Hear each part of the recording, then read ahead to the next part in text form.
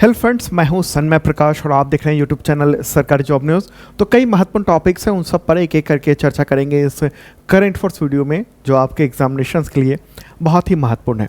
तो शुरू करते हैं और पहला इंपॉर्टेंट क्वेश्चन लेते हैं। भारत में नवीनीकरणीय ऊर्जा यानी रिन्यूएबल एनर्जी का हिस्सा 2014 में 32% से बढ़कर अप्रैल 2025 में कितना हो गया है, कितना बढ़ गया है? बहुत ज़बरदस्त बढ़ोतरी हुई है।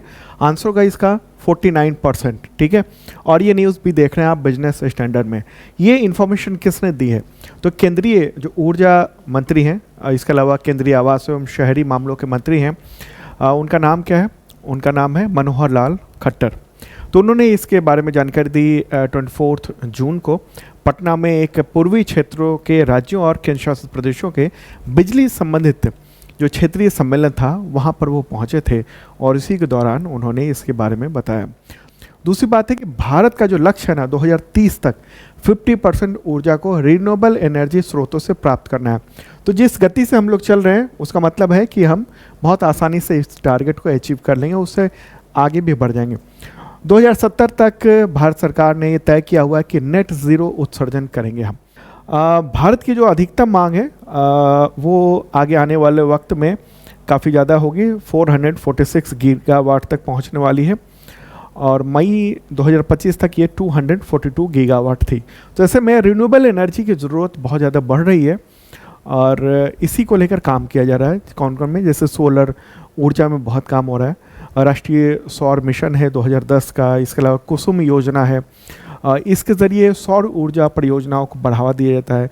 गुजरात में बहुत बड़ा भदला सौर पार्क है जिसमें 2.2 गीगावाट, और इसके अलावा राजस्थान में है बड़े बड़े अब जो ऊर्जा के लिए, सौर ऊर्जा के लिए मिशन लगाए जा रहे हैं, वहाँ पर प्लांट लगाए जा रहे हैं। पवन ऊर्जा है, जैसे तमिलनाडु, गुजरात और जो महाराष्ट्र है, कोस्टल एरिया है ना, वहाँ पर ये पवन ऊर्जा को मजबूत किया जा रहा है।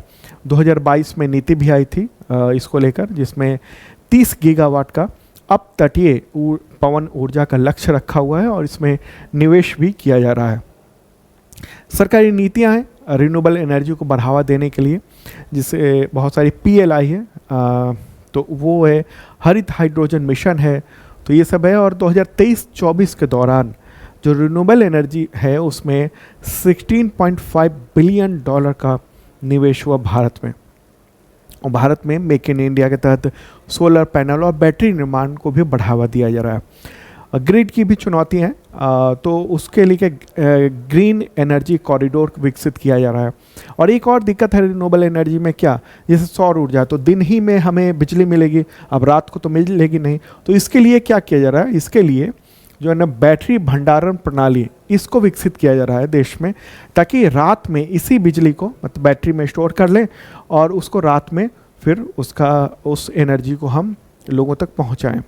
ठीक है, तो आने वाले वक्त में बैटरी भंडारण प्रणाली जो है ना इतनी तेज़ी से होने वाली है कि फिर रिन्यूएबल एनर्जी में दिन और रात का फ़र्क खत्म हो जाएगा आने वाले वक्त में। ओके, चलिए अब आगे बढ़ते हैं। अगला क्वेश्चन होगा, ब्रिक्स शिखर सम्मेलन 2025 किस देश में आयोजित की गई है? ये समिट यानी शिखर सम्मेलन कहाँ पर आयोजित किया गया? आंसर होगा ब्राज़ील। ब्राज़ील में जो रियो डी जेनेरियो है शहर है, तो वहीं पर ये आयोजन किया गया है और प्राइम मिनिस्टर नरेंद्र मोदी वहाँ पर जा रहे हैं। तो ये 17वीं समिट है और 5 से 7 जुलाई तक आयोजन होगा। कहाँ पर? रियो डी जेनेरियो में। और प्राइम मिनिस्टर नरेंद्र मोदी इस शिखर सम्मेलन के दौरान 5 देशों की यात्रा पर रवाना हो रहे हैं।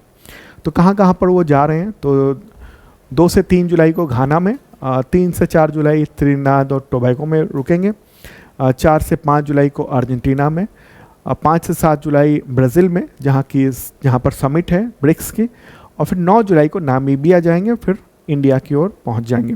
ओके, तो इस बार जो है ना वो ये जो शिखर सम्मेलन हो रहा है ब्रिक्स का, उसमें एक महत्वपूर्ण बात ये भी है कि चीन और रूस के जो राष्ट्रपति हैं वो वहाँ नहीं भाग लेने जा रहे हैं। ठीक है, चीन के राष्ट्रपति शी जिनपिंग ने कह दिया कि वो व्यस्त हैं, नहीं जा पाएंगे।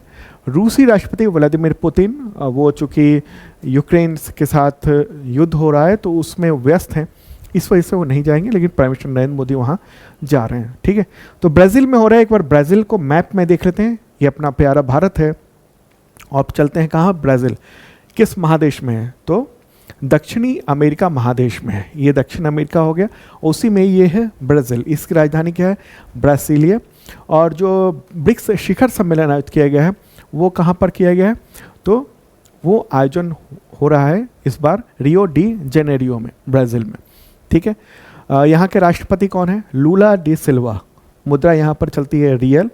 यहाँ पर आधिकारिक जो भाषा है या राष्ट्रीय भाषा भी कह सकते हैं वो पुर्तगाली है। ओके, आबादी करीब 21 करोड़ के आसपास है। और इसके पड़ोसी देशों में देखेंगे तो यहाँ पर ये फ्रेंच गुयाना है ये, इसके अलावा हम देख रहे हैं ये सूरीनाम है, फिर ये गुयाना है, ये वेनेजुएला है, कोलंबिया हो गया, इधर पेरू हो गया, बोलीविया हो गया। ओके, और फिर आगे ये पराग्वे हो गया, और ये अर्जेंटीना है, और ये उरुग्वे हो गया। ठीक है, इसके तमाम पड़ोसी देशों का भी आपने देख लिया। अब ब्रिक्स के बारे में समझ लें। ब्रिक्स के टोटल 10 मेंबर हैं। मुख्यालय इसका शंघाई में है, चीन में है। इसकी स्थापना हुई थी 2009 में। और ये 10 जो इम्पोर्टेंट इमर्जिंग इकोनॉमी है दुनिया की, उसका एक संगठन है। ओके, और महत्वपूर्ण संगठन है। अगर हम देखेंगे इस शुरू में जो है ना वो ब्रिक बना था। ब्रिक मतलब ईंट जैसा मजबूत। ओके, बाद में फिर इसमें ये साउथ अफ्रीका भी शामिल हुआ था, तो ब्रिक्स बन गया था नाम उसका। उसके बाद फिर आगे और भी कई सारे देश इसमें शामिल हुए। तो टोटल जो है ना अब ये 10 हो गए हैं। Brazil, Russia, India, China, south Africa, Iran भी है उसमें, Egypt, Ethiopia, United Arab Emirates और इंडोनेशिया। तो ये 10 जो देश हैं वो मिलजुल कर ब्रिक्स संगठन चलाते हैं, उसी के तमाम मेंबर्स हैं ये। ओके, चलिए अब आगे बढ़ते हैं और अगला क्वेश्चन लेंगे। प्राइम मिनिस्टर नरेंद्र मोदी ने मन की बात कार्यक्रम के दौरान एक बात कही अभी हाल ही में जून में कि WHO ने भारत को ट्रैकोमा से मुक्त घोषित कर दिया है। तो ये किस अंग की बीमारी है, मतलब किस चीज़ की बीमारी है? आंसर का नेत्र रोग है, ये आँख का रोग है। और ये न्यूज़ भी देख रहे हैं कि ये 29 जून का है, और इसमें मन की बात में प्राइम मिनिस्टर ये कह रहे हैं कि WHO ने डिक्लेयर कर दिया है इसके बारे में। हालांकि अगर हम इसके तथ्यों की बात करेंगे तो वर्ल्ड हेल्थ ऑर्गेनाइजेशन यानी WHO ने पिछले साल ही अक्टूबर 2024 में ही भारत को ट्रैकोमा मुक्त देश घोषित कर दिया था, और इसके लिए प्रमाण पत्र भी जारी किए गए थे। और वो प्रमाण पत्र जारी करने का फोटोग्राफ आप ये देख रहे हैं WHO के द्वारा। ठीक है, तो ये जो उपलब्धि है ना ट्रैकोमा मुक्त भारत बनने वाला, ये दक्षिण पूर्व एशिया का ऐसा तीसरा देश है। इससे पहले भूटान और नेपाल जो है ना वो ट्रैकोमा मुक्त घोषित हो चुके हैं।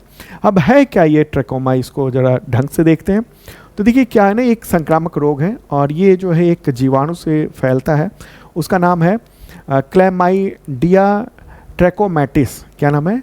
Chlamydia trachomatis. तो उस जीवाणु की वजह से फैलता है, और दुनिया भर में जो अंधेपन का जो एक बड़ा कारण है ना उसमें यह है ट्रैकोमा। हालांकि इसको रोका जा सकता है, और ये संक्रमित हो सकता है एक व्यक्ति से दूसरे व्यक्ति में। आँख नाक के सीधे संपर्क से फैलता है। दूषित भोजन, अगर पानी खराब है, उसके माध्यम से भी जीवाणु आ जाता है। ठीक है, तो ये है, उसमें फिर आँखें लाल होती है, फिर दृष्टि चली जाती है एक स्टेज के बाद। तो भारत ने बड़ी उपलब्धि ये हासिल की है, एक इम्पॉर्टेंट ये बात है।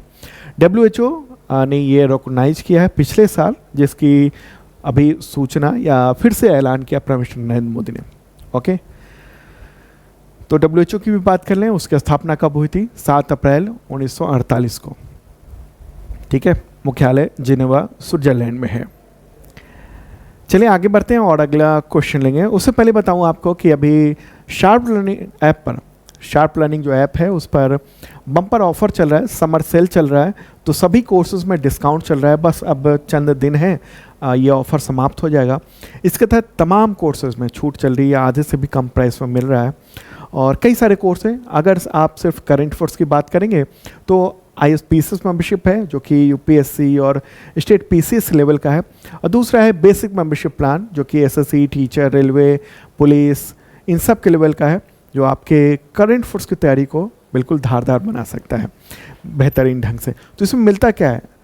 पिछले 2 सालों के कंटेंट मिल जाएंगे, अभी तक का इस साल का कंटेंट मिल जाएगा, और अगले एक साल तक यानी 365 दिनों तक का जो भी अपडेट होगा, वीकली, मंथली, क्वार्टरली, ईयरली, ये सारे PDF, वीडियो, टेस्ट, ये सब कुछ आपको मिल जाएंगे आपके एग्जामिनेशंस के लिए। और PDF में हम लोग सब कुछ देते हैं, उसमें वीडियो का लिंक भी देते हैं, ताकि जैसे आपने अभी जो मैप वगैरह देखा उसको समझना है तो आप PDF पढ़ते समय बस क्लिक करेंगे और वो वीडियो ओपन हो जाएगा, वहीं से वो कंटेंट आपको मिल जाएगा। तो शानदार तैयारी हो जाएगी आपके। ज्वाइन कर सकते हैं शार्प लर्निंग ऐप पर, अभी छूट चल रही है ज़बरदस्त ढंग से। इसके अलावा SSC MTS का जो नोटिफिकेशन आया उसके लिए टारगेट बैच भी हम लोगों ने लॉन्च कर दिया है। पूरी तैयारी मात्र 150 में है, और ये तो प्राइस बहुत जल्दी बढ़ जाएगा, तो ज्वाइन कर सकते हैं। GD का भी बैच हम लोग लेकर आए हैं, ये लंबे बैच होगा इस एग्जामिनेशंस के लिए, पूरी टीम तैयार है हमारी। SSC GD का जो है ना वो VOD बैच लॉन्च कर दिया हम लोगों ने, उसमें तमाम जो टीचर्स हैं, साथी हैं, वो सब ने मिलजुल कर ये तैयार किया है आपके लिए, क्योंकि वक्त कम है और पढ़ना बहुत होता है CGL में, तो पूरी तैयारी यहाँ पर आपको 199 मिल जाएगी। 71 BPSC का फाउंडेशन बैच GS के लिए चल रहा है, तो ये ज्वाइन कर सकते हैं बहुत ही शानदार ढंग से। अभी तक काफ़ी कुछ क्लासेस हो गई हैं, तो सारा कुछ रिकॉर्डेड भी मिल जाएगा आपको, और लाइव क्लास तो चलती ही हैं, ठीक है, तो बहुत ही इंपॉर्टेंट है। चलिए आगे बढ़ते हैं और अगला क्वेश्चन लेते हैं। और दोस्तों पसंद आ रहा हो तो लाइक बटन दबाइएगा। और हाँ, आज से मैंने ये किया है कि इस वीडियो का जो PDF है ना, वो आपको वीडियो के ही आखिरी हिस्से में मिलेगा। जब वीडियो आखिरी हिस्से में पहुंचेगा तो वहाँ पर साइड में PDF डाउनलोड का भी ऑप्शन आ जाएगा, वहीं से क्लिक करके आप डाउनलोड कर सकते हैं, ठीक है। तो इस वीडियो के आखिरी हिस्से में आपको आज का भी PDF मिल जाएगा। तो क्वेश्चन यहाँ पर होगा, अंतर्राष्ट्रीय संसदवाद दिवस कब मनाया जाता है? तो 30 जून को मनाया जाता है, और इस बार की थीम क्या है? लैंगिक समानता प्राप्त करना, कार्रवाई दर को बेहतर करना, ठीक है, achieving gender equality action by action. तो ये दिवस संयुक्त राष्ट्र के द्वारा घोषित है, 30 जून को मनाया जाता है हर साल, अंतर्राष्ट्रीय संसदवाद दिवस। अगला क्वेश्चन, अंतर्राष्ट्रीय क्षुद्र ग्रह दिवस यानी इंटरनेशनल एस्टेरॉयड डे कब मनाया जाता है? महत्वपूर्ण प्रश्न है ये। आंसर क्या होगा? 30 जून को मनाया जाता है। 30 जून को क्यों मनाया जाता है? देखिए, एस्टेरॉयड जो है ना, उसके जो प्रभाव हैं, खतरे हैं, उन सब की जागरूकता के लिए मनाया जाता है। क्या होते हैं एस्टेरॉयड? एस्टेरॉयड छोटे चट्टानी रूप के पिंड होते हैं जो हमेशा सूर्य के चारों ओर घूमते हैं, और सामान्य तौर पर, और वो जो अगर गलती से आ गए पृथ्वी पर तो बहुत ही तबाही मचाते हैं, जो कि डायनासोर युग के समय हम लोगों ने देखा था, जो बड़ी तबाही मची थी। और अक्सर एस्टेरॉयड के टुकड़े गिरते रहते हैं पृथ्वी पर, लेकिन छोटे टुकड़े होते हैं, इसलिए वैसी भयानक स्थिति जो डायनासोर युग के समय हुई थी वैसी तो अभी नहीं होती है, लेकिन उसका प्रभाव देखने को मिलता है, ठीक है। एस्टेरॉयड जो है ना, वो सामान्य तौर पर अगर हम देखेंगे, ये सोलर सिस्टम है, सोलर सिस्टम में आप मंगल और पृथ्वी ग्रह के बीच का हिस्सा देखेंगे। देखिए, ये मंगल और बृहस्पति के बीच का हिस्सा यहाँ पर देखिएगा आप, ये वाला जो है ना वो एस्टेरॉयड बेल्ट है पूरा का पूरा, ओके। और हमारे सौर मंडल में हजारों की संख्या में एस्टेरॉयड मौजूद हैं जो कि इस तरह से घूम रहे होते हैं, और इसको एस्टेरॉयड बेल्ट कहा जाता है। लेकिन जैसे ही ये पृथ्वी की वातावरण में पहुंचता है तो इसको क्या कहा जाता है? मीटियोराइट कहा जाता है, ठीक है। जब तक पृथ्वी के बाहरी वायुमंडल, मतलब पृथ्वी के वायुमंडल के बाहर है, तब तक इसको एस्टेरॉयड कहेंगे। जैसे ही वो पृथ्वी के वातावरण के अंदर में आता है, वैसे ही इसको मीटियोराइट कहते हैं, ओके।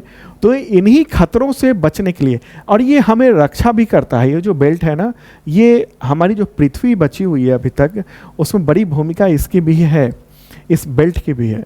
दरअसल जब सोलर सिस्टम के बाहर से अगर कोई ऐसी चीज़, कोई एस्टेरॉयड जो बाहर से बड़ा कुछ आता है, तो सबसे पहले इसी पर टक्कर लगती है, और वो फिर आगे बढ़ने से, इस पूरे सिस्टम को ख़राब करने से बचाता है हमें को, ठीक है।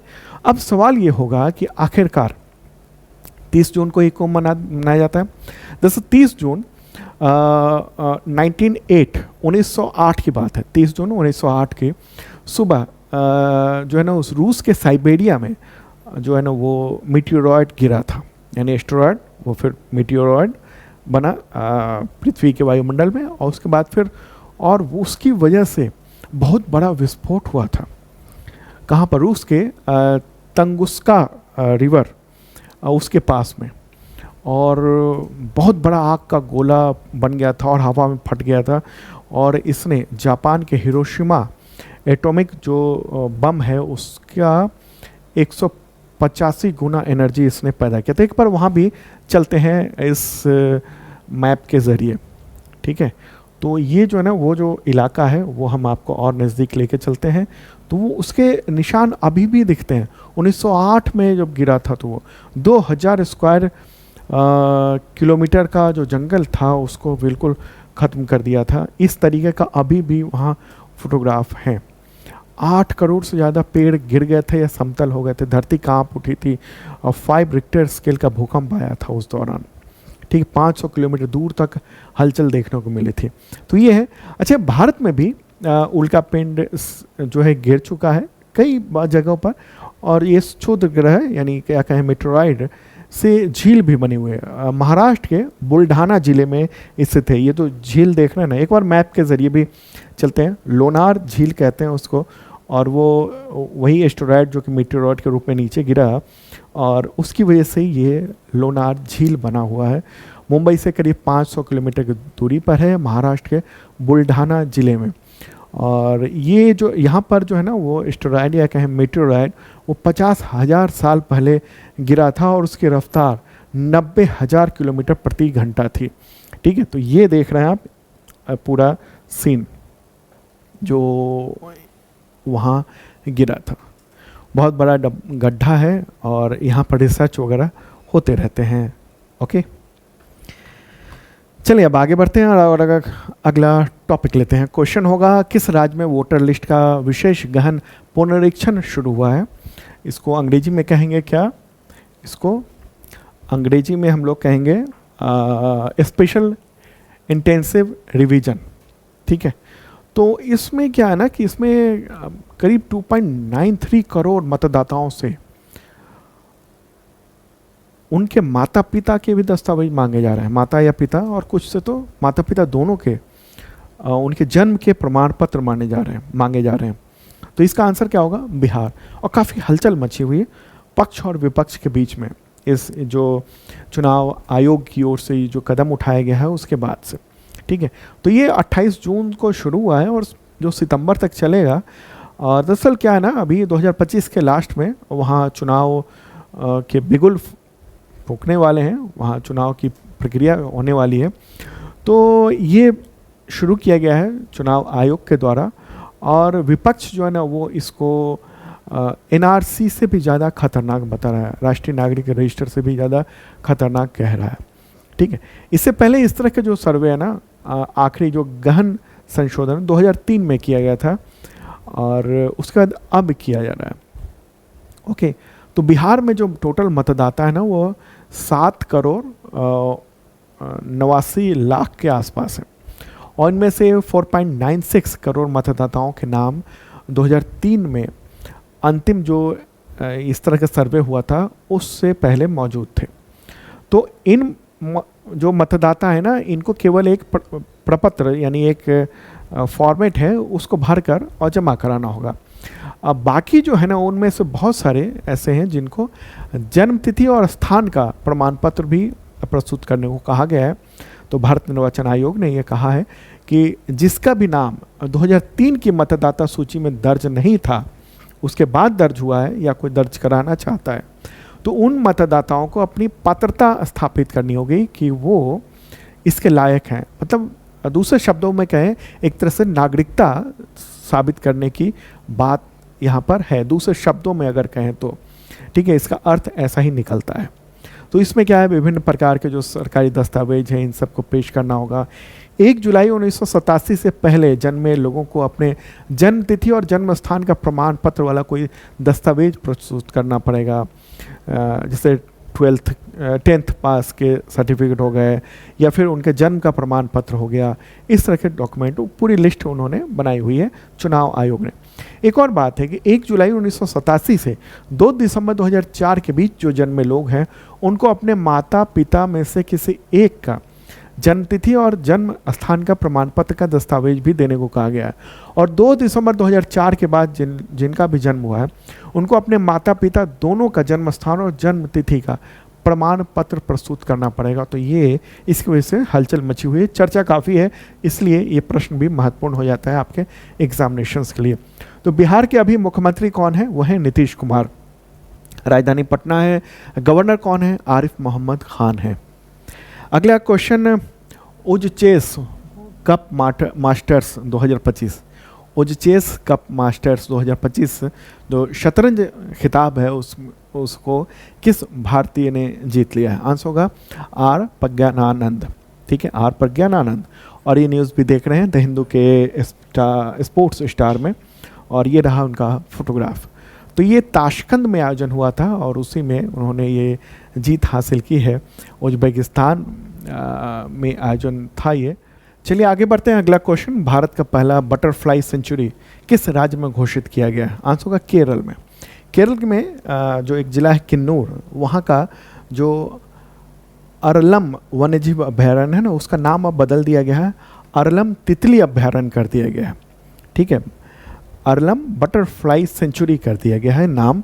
और ये कुछ दिन पहले का है, अब अपडेट ये है कि ये हो चुका है घोषित।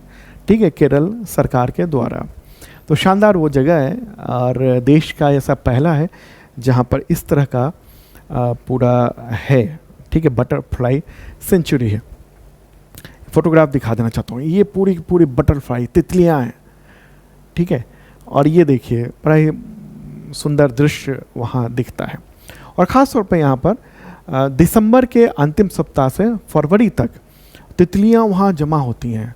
सैकड़ों हजारों तितलियाँ इस इलाके में, नदी झरने इन सब के आसपास वहाँ पर देखने को मिलता है। ठीक है, केरल राजधानी क्या है? तिरुवनंतपुरम। मुख्यमंत्री कौन है वहाँ के? पी विजयन है, पिनाराई विजयन। ओके, चलिए आगे बढ़ते हैं और अगला क्वेश्चन लेते हैं। परिवहन मंत्रालय ने दोपहिया वाहनों में एंटी क्लॉक ब्रेकिंग सिस्टम कब से अनिवार्य करने का फैसला लिया है? आंसर होगा जनवरी 2026 से। और ये न्यूज़ देख रहे हैं द हिंदू में। तो जब भी यहाँ पर दिखे ना मंत्रालय, ठीक है, जैसे परिवहन मंत्रालय, तो समझ लीजिएगा केंद्र सरकार की बात हो रही है, केंद्र के जो मंत्रालय की बात हो रही है। राज्यों में क्या होता है? डिपार्टमेंट होता है। राज्य में डिपार्टमेंट के मंत्री होते हैं, जिससे परिवहन विभाग के मंत्री होते हैं राज्यों में। लेकिन जहाँ भी मंत्रालय है तो वो केंद्र की बात होती है, केंद्र में मंत्रालय के मंत्री होते हैं। तो ये फ़र्क आप समझ लीजिएगा। इस तरह के क्वेश्चंस आपको देखने को मिलेंगे। तो समझ मत लेना कि किसी राज्य की बात हो रही है, मंत्रालय मतलब केंद्र सरकार की पूरी बात हो रही है।